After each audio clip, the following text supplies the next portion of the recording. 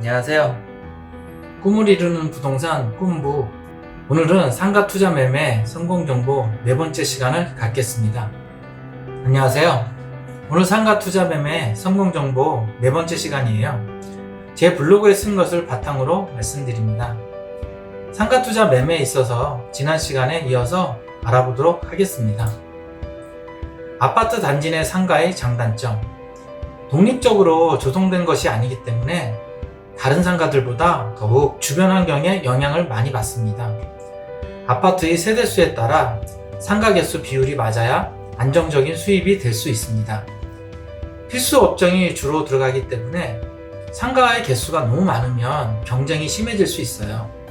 상가가 출입구마다 있다면 주로 사람이 많이 다니는 쪽에 상가를 매수하는 것이 유리합니다. 아파트의 면적이 33평 이하의 평수가 있는 단지 상가가 제일 좋습니다. 이 33평 이하의 평수에는 주로 아이들이 어리고 단지 내에서 소비를 잘하는 편인데, 큰 평수의 아파트 단지는 중장년층이 많아서 백화점이나 대형마트 위주로 이용하기 때문입니다. 이 아파트 단지 내 상가를 비교 중이라면 좀 더 새 아파트 상가를 사는 것이 주변 시설이나 공용시설을 잘 해놓았기 때문에 유리하다고 할 수 있겠습니다. 아파트 단지 주변에 큰 공터가 없는 곳이 좋습니다. 혹시라도 큰 공터가 있다면 그것이 어떤 부지인지 확인해 보는 것이 좋습니다. 혹시나 그 큰 평수 땅에 대형마트나 대형 백화점 같은 게 들어오면 불리하기 때문입니다. 이 아파트 단지 내 상가에서도 코너 쪽이 좋고 편의점, 약국, 빵집, 세탁소, 분식점 등 아파트 주민이 자주 이용할 필수 업종들이 있는 상가가 좋습니다. 이 재개발 상가 분양에 대해서 알아보겠는데요. 기존의 상가를 소유하다가 그 지역이 같이 재개발되는 경우 상가 수익률이 높아질 것으로 예상할 수 있습니다. 기존 내 상가가 재개발되는 범위 안에 있는지 범위 밖으로 정비구역에서 빠지는 경우에 재척이라고 합니다. 이 범위 안에 드는데 개발되지 않고 그대로 남아있는 경우에는 존치라고 하고, 그 지역을 존치 지역이라고 합니다. 존치 지역은 존치 정비구역과 존치 관리구역으로 나뉩니다. 존치 정비구역은 3년 안에 개발이 될 수도 있고 안 될 수도 있습니다. 존치 지역 확인은 시, 군, 구청에서 확인 가능하고요. 존치 정비구역이라는 것은 어쨌든 개발의 가능성이 높다고 알고 계시면 되겠습니다. 재개발이나 재건축 지역의 상가를 샀을 때는 소유자가 사업자 등록을 꼭 해놓아야 1순위 분양을 받을 수 있습니다. 테마상가는 적은 돈으로 분양받을 수 있다는 장점이 있고, 장사가 잘 되면 프리미엄과 높은 시세 차익을 얻을 수 있습니다. 하지만 주의해야 할 점들이 있습니다.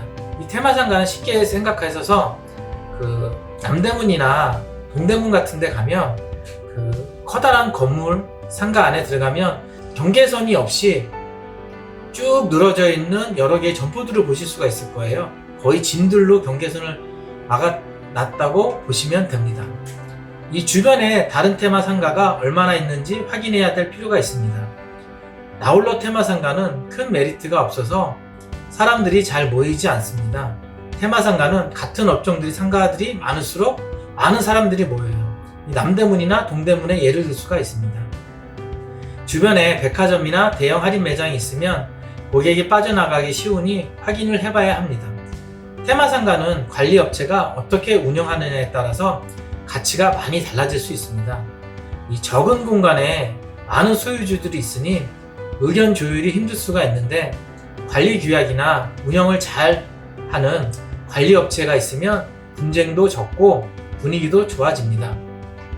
극장이나 오락시설이 있어서 고객들을 더 끌어모을 수 있다는 테마상가는 의외로 실제 매출에는 영향이 없을 수도 있습니다. 영화를 보거나 오락시설을 이용하는 사람들의 목적이 너무 뚜렷해서 테마상가 쪽으로 둘러보지 않을 확률이 있기 때문입니다. 이 테마상가는 상가 간 경계선이 불분명할 수도 있으니 위치를 정확히 확인해야 합니다. 테마상가는 적은 돈으로 높은 수익률을 낼 수도 있지만 보증금이 적은 경우가 많고 안정적이지 않은 위험성도 있습니다. 이 상가주택에 대해서 알아보겠습니다. 상가주택은 상가 중에서 주택과 같이 되어 있는 상가를 상가주택이라고 합니다. 보통 아래층은 상가, 위에 층은 주택으로 이루어져 있고 주택은 3개 층 이하로 돼야 됩니다. 3개 층 이상이면 주택이 다세대로 들어가기 때문에 조심해야 합니다. 특히 옥탑을 개조해서 주택으로 쓰고 있고 나머지 3개 층이 주택이면 4개 층을 주택으로 봐서 다세대가 될 수 있기 때문에 잘 확인해야 합니다. 이 상가와 주택에서 월세를 받거나 주택은 직접 입주해서 사시는 경우도 있습니다.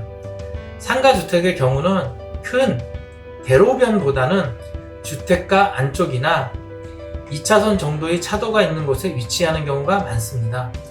동네 상가를 주로 이루기 때문에 상가 면적이 세입자들이 적당하게 생각하는 크기인지도 한번 확인해 봐야 합니다.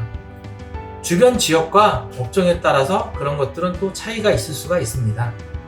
어떤 업종이 주변에서 잘 되는지 돌아다니면서 확인해 놓는 것도 추후에 임대차를 놓을 때 참고할 수 있습니다. 이 상가의 위치는 평지가 제일 좋고 코너 건물이나 사람들이 이동하면서 노출이 잘 되는 곳이 좋습니다. 옆 건물보다 좀 더 앞으로 튀어나와 있는 건물이 더욱더 좋아요.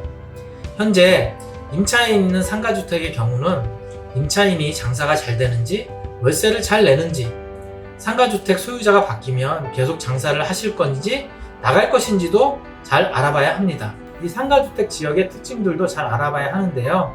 학교, 대학교 인근인지 직장인이 많은 지역인지 파악해야 합니다. 그리고 무조건 낡은 상가주택이라고 관심밖에 두지 말고 리모델링을 해서 가치를 더 높일 수도 있으니 여러 상황을 잘 살펴보아야 합니다. 이 오피스텔이 있습니다. 이 오피스텔도 건축법상 근린생활시설에 들어가니 한번 살펴보겠습니다.